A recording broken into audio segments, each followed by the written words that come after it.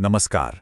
साल 2026 की शुरुआत में भारत एक ऐसे मोड़ पर खड़ा है जहां पर्यावरण, अर्थव्यवस्था और देश का नेतृत्व ये तीनों मिलकर उसके भविष्य की कहानी लिख रहे हैं। तो चलिए देखते हैं कि ये सब मिलके देश को आखिर कहां ले जा रहे हैं। तो सबसे पहले बात करते हैं उस सबसे बड़ी चुनौती की, जिसका सामना आज सिर्फ भारत ही नहीं बल्कि पूरी दुनिया कर रही है, हमारा पर्यावरण।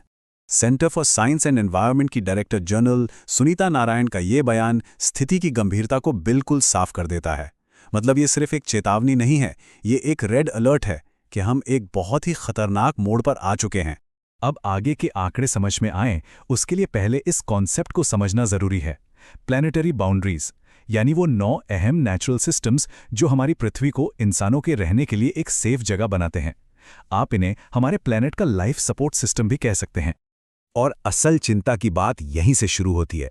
साइंटिस्ट ने जो 9 जरूरी सीमाएं तय की हैं, उनमें से 7 को हम पार कर चुके हैं। इसका सीधा सीधा मतलब यह है कि हमारी पृथ्वी अपने सेफ जोन से बाहर निकलकर एक डेंजर जोन में जा रही है। ये सिर्फ नंबर नहीं है, ये हमारे प्लैनेट का एक तरह से रिपोर्ट कार्ड है।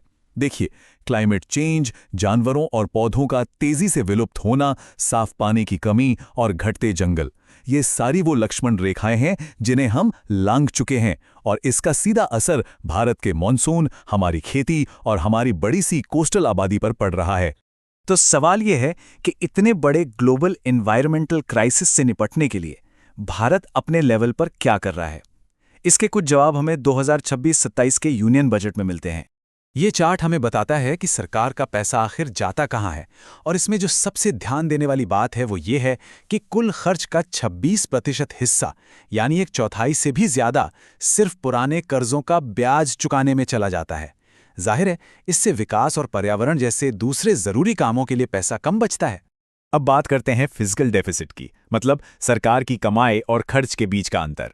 सरकार का टारगेट है कि इस घाटे को जीडीपी के 4.4% से घटाकर 4.3% पर लाया जाए।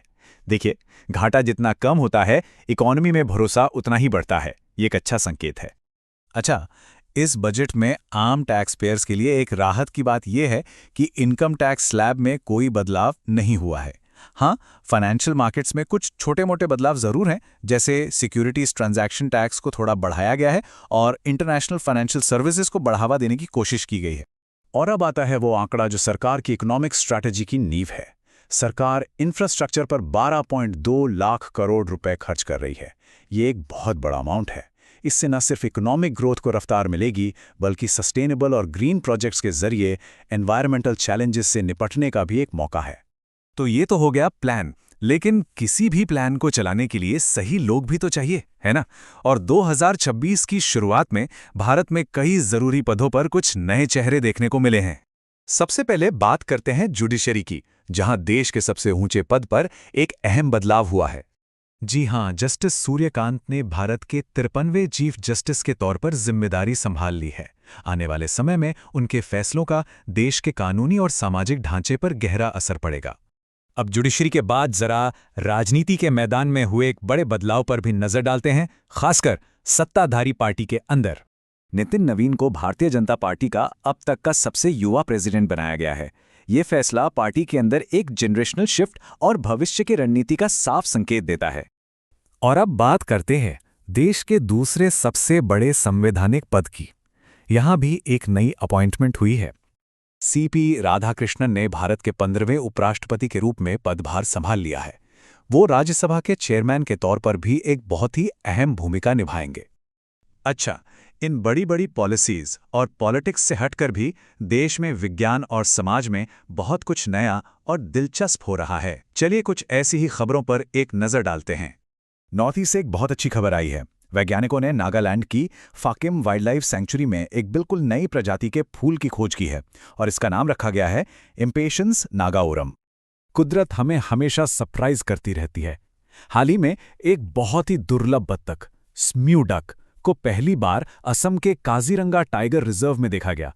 ये कंजर्वेशनिस्ट्स और बर्ड वॉचर्स के लिए एक बहुत बड़ी और एक्साइटिंग न्यूज़ है। हेल्थ सेक्टर से भी एक उम्मीद भरी खबर है।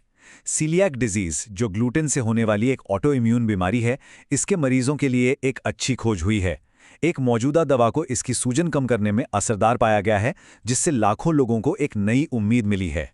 ये आंकड़ा शायद थोड़ा चौंकाने वाला हो। एप्स्टीन बार वायरस, जो कई सीरियस बीमारियों से जुड़ा है, वो दुनिया की लगभग 95% आबादी को इन्फेक्ट करता है। लेकिन अच्छी खबर ये है कि साइंटिस्ट इसके खिलाफ एक असरदार वैक्सीन बनाने के बहुत करीब पहुंच गए हैं।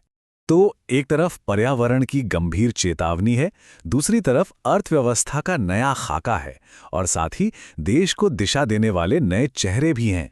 ये सारी बातें मिलकर भारत के आने वाले कल की एक बहुत ही कॉम्प्लेक्स तस्वीर बनाती हैं। तो आखिरी और सबसे बड़ा सवाल यही है कि क्या भारत इन जबरदस्त चुनौतियों से निपट पाएगा? एक तरफ बहुत बड़ा एनवायरमेंटल संकट है, तो दूसरी तरफ इकोनॉमिक और पॉलिटिकल लेवल पर एक नई शुरुआत की उम्मीद भी है। भारत का भविष्य इसी बैलेंस को बनाने की काबिलियत पर टिका होगा।